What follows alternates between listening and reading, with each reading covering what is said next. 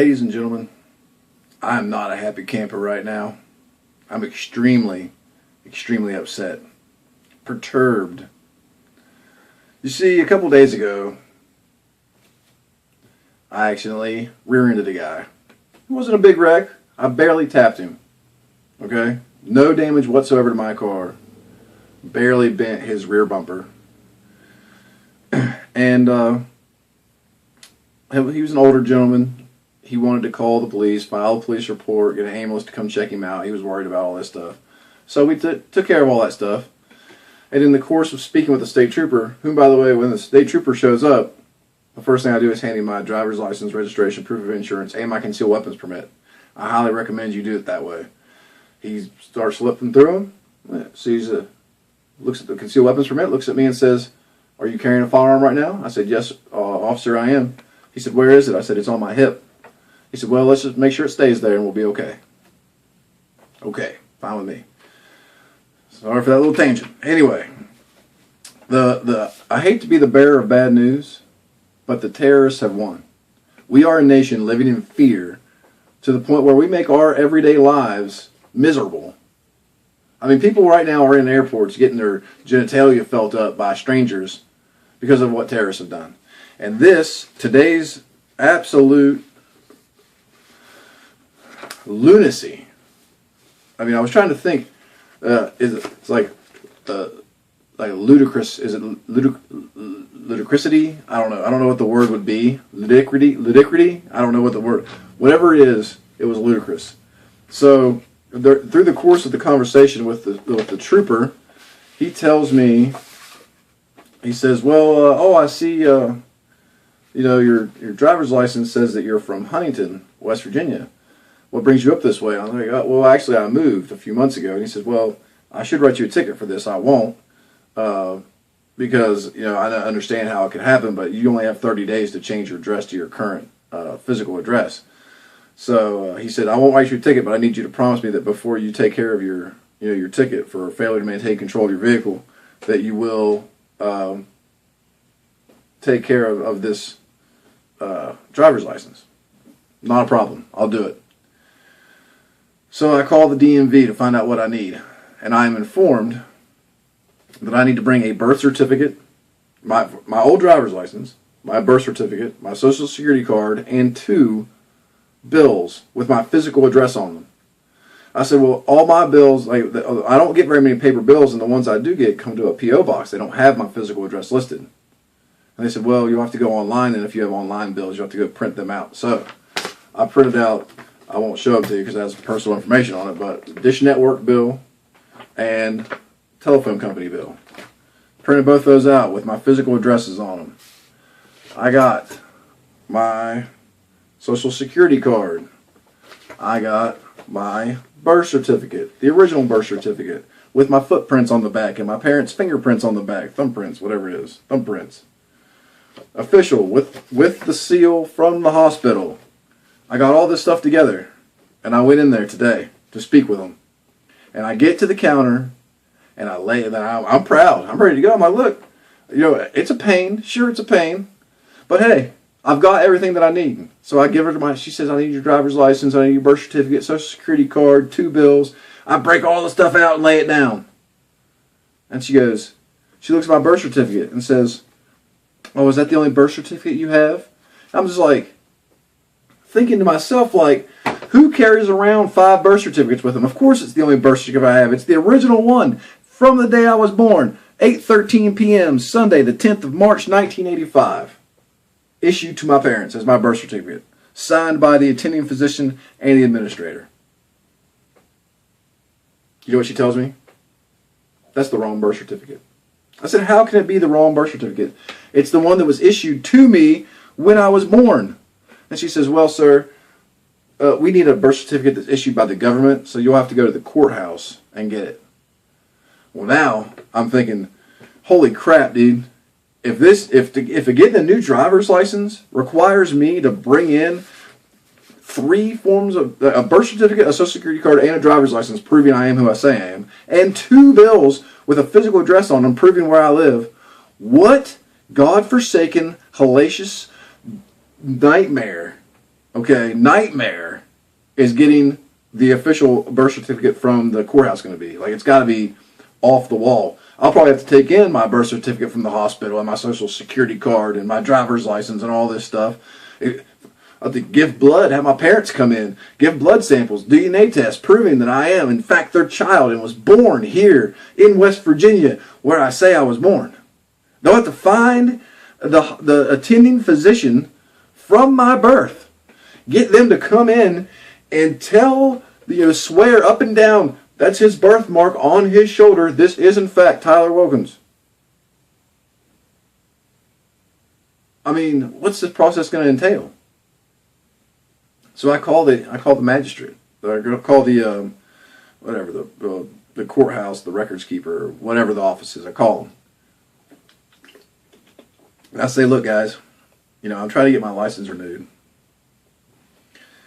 or my address changed on my driver's license, and I need an official birth certificate. They told me the one from the hospital where I was born was not good enough.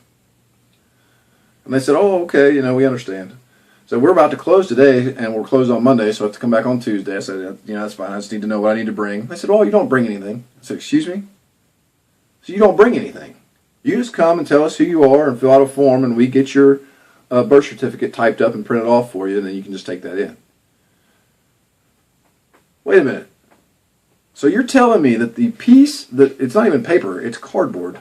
The piece of cardboard with the raised seal from the hospital with the attending physician and administrator's name signed on it, and my little baby, Tyler's little baby footprints on the back, and my parents' thumbprints on the back of it, issued with the Grant County Courthouse, Petersburg, West Virginia. You're telling me that is not good enough, but that I could walk in, tell you who I am, fill out a piece of paper, and that's good enough. I'm at a loss for words. I'm at a loss for words that this is how we would choose to do our business. Not only do I have to go out of my way to acquire all these documents and then go and acquire more documents, but I find out that the documents that I have acquired is actually easier to get than the original. You know how hard it is to get the original? If you lose the original hospital, it's not like there's like other copies of this laying around with your baby footprints and baby thumbprints on it and stuff like that. It's hard to get these. I took this in. I could have dipped my foot on her ink pad instead of on a piece of paper, and it would have been a larger version of this little baby foot. I mean, I'm taken back to the time that I got my concealed weapons permit renewed. And I went in with my old concealed weapons permit and my driver's license and my social security card and all this stuff. And I said, look, this proves who I am. Here's my old permit, my original, the original old permit. I said, I need to get my permit renewed. And they said, do you have the form, the paper showing that you took the class to get your permit? And I said, no, I don't. I have my permit, though, which proves that I took the class. They said, well, we need the form, sir, that proves that you took the class. Well, I took the class and I took the form the first time I got my permit. Why is the fact that I already have a permit not good enough? I mean, that by default proves that I took the class. The bureaucracy level in this country is like up here. Okay? And this is where we need to be at. Down here. Where I walk in and say, my name's Tyler Wilkins. Here's my old driver's license. My state-issued ID. And I need to change my address. And they say, where do you live now, sir? And I tell them my address. And they say, well, do you have anything that proves that? And I said, well, sure. Here's a bill that says, that has my name and address. Here's a magazine that was sent to me at this house. And they say, okay. Well, we can see that this is your state-issued ID, and that when you were 16 and you got your driver's license for the first time, you took in all the necessary documentation to get this driver's license. This is, in fact, you on the photo, and your signature matches. Oh, and hey, you had the thumb scan, so your fingerprints even scanned into the back of the ID. This all proves, beyond a shadow of a doubt, that it's you. So we'll be happy with this one piece of information that proves where you live, that says where you live, which agrees with what you said. we'll take that and your word as a good, law-abiding American citizen who does his duty, and we'll change it. I didn't even think about changing it. Nobody said a word to me. I didn't think about it through the process after moving until the trooper said something. And so then here we are, 2 days later, with me having gathered all these materials and gone and trying to change it. Look, guys, the terrorists have won. The terrorists have won. The goal of terrorism is not to destroy our country. They know that they can't destroy our country by flying an airplane into the side of a building. They know they can't destroy our country by blowing up a bomb at a race. They know they can't destroy our country with these small, isolated acts of fear. The point is to disrupt our daily lives, and they've done it. They've won. They've won because we sit by and let the government make all these changes because we're like, oh, it's for the good. It's for the greater good. This will make it harder for people to get fake IDs. This will make it harder for terrorists to get fake IDs. This will make it, oh, cool, yeah. How many terrorists are out there? Like, is this really a problem? Do we have terrorists going into DMVs and getting fake driver's licenses? Do they have bills in their name? Because if they do, I think it should be pretty freaking easy to find them. They have bills in their name. Apparently, they have Social Security cards. I don't know. I would imagine, though, that there's probably some little lab over in wherever where they got a card printer and they're printing out fake driver's licenses for people. I doubt very seriously that they're coming to America as a foreigner and then going in and providing any documentation to get an actual state-issued driver's license in the United States of America. If they are, then I think we probably need to step up our immigration, first of all, and stop just, instead of saying, hey, we're going to make millions of illegal immigrants legal U.S. citizens, maybe we should start stepping up immigration. Maybe instead of putting people in jail for 20 years for getting caught with some pot on them, we should go and focus on that. Maybe instead of starting a war with Syria over... When are we going to learn? When are we going to learn that the Middle East has been fighting each other for 3,000 years? 3,000 years. Since before the birth of Christ, they've been fighting each other in the Middle East. Enslaving each other. And we're just going to step in and go, oh, hey, we've got Turkey and Israel. They're our allies. We can't leave them abandoned over there. They're going to get attacked by Syria with chemical weapons. Israel didn't even exist until we got together and created it after World War II. If you don't believe me, look it up. I'm a history major. Okay? I'm not a genius, but I know a few things. Look it up. Guys, at some point we need to stand up. And now Obama is standing up in the White House and handing down some dictatorship orders. You know what? When someone can just on a whim make a law, that's a dictatorship. That's a monarchy. That is not a republic, which is what we're supposed to be. But you have Obama up here in the White House saying, I issued 23 executive orders on gun control. I'm going to issue 2 more. 25 executive orders on gun control.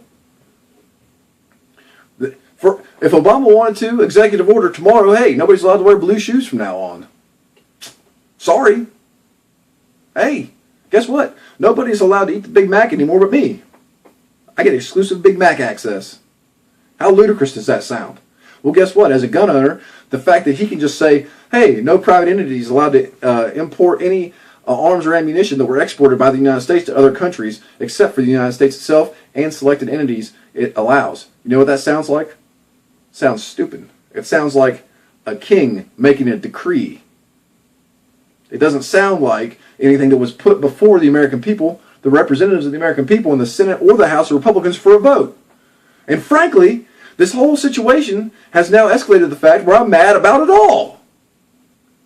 So I apologize for yelling at you, my friends. I'm a firm believer that you always talk to your friends. You don't yell at them. especially when you're trying to convey a message, because you tune people out when they yell at you. And I appreciate it if you've stuck with me this far. I hope you'll appreciate the fact that, I just hope you'll appreciate my point of view on this. I hope you agree with me. You can like this video if you'd like to. You can thumbs down it if you'd like to. You can subscribe, you can unsubscribe. Look, guys, at some point we've got to stand up and say this is too much. We refuse to live in fear. We refuse to change our lives and make sacrifices in our daily lives because there's the threat that a 5-man terrorist cell is going to act. We're letting millions of Americans suffer. Millions of Americans, little old ladies and children being publicly groped at airports because we're afraid that 5 terrorists might act. What I want to know is, why didn't people stand up? Why isn't I see, you know what, I remember articles in the news of people showing up naked to airports, showing up in their underwear and bikinis and stuff and getting in trouble for it. You know what? Those people should be applauded. I don't know, guys. I don't know what we can do at this point. I know that we can't impeach the president, though that's what I would like to do. I would like to submit that we impeach the president. I will be writing my congressman and telling them that I feel that at this point these executive orders have turned into royal decrees, and that he's taking this power too far and making decisions without the approval of the House of Representatives and the Senate. Oh, well, if Congress, and now they're threatening senators. Now Joe Biden is threatening congressmen, saying, hey, if you don't get behind me on gun control, we'll replace you next year. Excuse me, I don't believe it's the government's job to replace anybody. I believe that's our job, the voters' job, the citizens of this great republic. Choose our elected officials. Not you, Mr. Biden, Vice President Biden, Boomstick Joe. You see where somebody followed it? You know what? This video is too long. I'm sorry. I appreciate you guys sticking with me this far. I hope that you will take what I've said and think about it. Please, guys, just remember that this is America. This is the American Republic, and it's your freedom. It's your freedom. Take it.